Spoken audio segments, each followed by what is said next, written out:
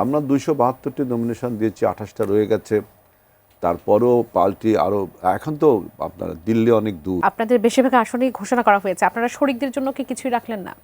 ২৭টা তো রয়েছে, ২৭টা রয়েছে না, যে নির্বাচনে আর রাজনীতি এটা কিন্তু এক ধরনের সমার্থক শব্দ। মানে নির্বাচন তা রাজনৈতিক পদ্ধতিতেই হয়, এবং রাজনীতিতে অ্যালায়েন্স মানে আপনার সংগ্রামের জন্য অ্যালায়েন্স করা, কিন্তু নির্বাচনের জন্য অ্যালায়েন্স করা মানে রাজনীতি আপনার নির্বাচনে জয়লাভ করে সরকার গঠন করা। এবং সেই অ্যালায়েন্সের বক্তব্যে আমরা প্রথমে পরিষ্কার করেছি যে জামাত ছাড়া যে সমস্ত রাজনৈতিক দল গণ অভ্যুত্থানে ছিল তাদের সাথে আমাদের একটা অ্যালায়েন্স হতেই পারে। জামাত ছাড়া বললে আপনি তো বলতে পারেন কি আমরা কি জামাতকে তাহলে দূরে ঠেলে দিচ্ছি, সেটা বিষয়টা তা না। নির্বাচনটা তো হতে হবে কম্পিটিটিভ এবং প্রতিযোগিতামূলক। আমি যেটা বললাম যে আওয়ামী লীগের বিদায়ের ফলে বাংলাদেশে যে rest of the political parties আছে তাদের সবাই একজোট হয়, তাই নির্বাচনটা হবে কার সাথে। এই জন্য আমি বললাম জামাত প্রতিদ্বন্দ্বিতা করুক এবং অন্য অন্য রাজনৈতিক দল সবাই প্রতিদ্বন্দ্বিতা করুক, এবং আমাদের সাথে এনসিপির বা অন্য অন্য যে আমাদের সাথে এতদিন অ্যালাইনমেন্ট ছিল তাদের সাথেও তো কথাবার্তা চলছেই স্বাভাবিক। আমরা ২৭২টি নমিনেশন দিয়েছি, ২৮টা রয়ে গেছে। তারপরও পাল্টি আরো, এখন তো আপনার দিল্লি অনেক দূর। এনসিপির সঙ্গে কি নেগোসিয়েশন আপনাদের শেষ হয়ে গেল? না, নেগোসিয়েশন তো শেষ হবে একদম যতদিন না আপনার আপনার মনোনয়নপত্র প্রত্যাহার হচ্ছে, একদম লাস্ট ডেজ অফ দ্য আপনার মনোনয়নপত্র প্রত্যাহারের শেষ দিন পর্যন্ত আপনার এটা আলোচনা। এটাই পলিটিক্স, এটা নিয়ে তেমন কোনো কিছু আলোচনা করার কিছু নেই। পলিটিক্সের ব্যাকরণটাই এরকম যে একদিন শেষ দিন পর্যন্ত দেখা যাচ্ছে যে কে কার সাথে অ্যালাইন করছে এইটা।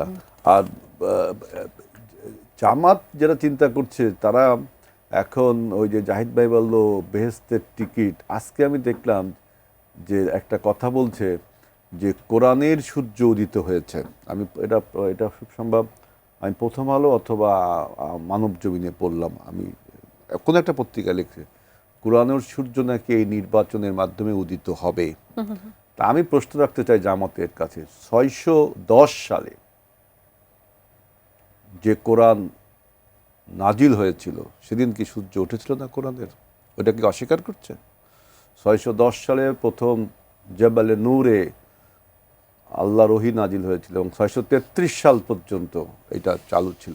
মানে তাহলে ওই সময় কি কোরআনের সূর্য উদিত হয়নি? এখন বাংলাদেশের নির্বাচনের পরে কোরআনের সূর্য উদিত হবে? এই ধরনের কোরআনকে নিয়ে অপব্যাখ্যা, মানে এই অপব্যাখ্যা না, মানে ভুল তথ্য দেওয়া। তারপর আরেকটা লিখলাম যে এখন থেকে আল্লাহর শাসন যায়, আল্লাহর হুকুমে দেশ চলবে। আমি তো মনে করি সৃষ্টির শুরু থেকে কিয়ামত পর্যন্ত পৃথিবী আল্লাহর হুকুমে চলছে, এখনো চলছে। কেউ মানে কেউ মানে না, সেটা ডিফারেন্ট, কিন্তু আল্লাহর হুকুমে চলছে। ওনারা যে বলে যে নির্বাচনের পরে আল্লাহর হুকুমে চলবে, তাহলে পৃথিবী, বাংলাদেশ তো দূরের কথা, পৃথিবী কি এতদিন আল্লাহর হুকুমের বাইরে ছিল? এটা কোন ধরনের কথা? আমি ইসলামিক পণ্ডিতদের কাছে এই আহ্বানটা জানাতে চাই যে ৬১০ সালে কি কোরআনের সূর্য ওঠে নাই? জেবেলে নূরে জিব্রাইল আলাইহিস সালাম যে কোরআনের বাণী নিয়ে এসেছেন রাসূলের কাছে, সেদিন কি সূর্য ওঠে নাই? আর আল্লাহর হুকুমে কি কিয়ামত সৃষ্টির শুরু থেকে যেদিন আদম আলাইহিস সালাম পৃথিবীতে পা রেখেছেন সেদিন থেকে কি আল্লাহর হুকুমে পৃথিবী চলছে না? বাংলাদেশ তো দূরের কথা।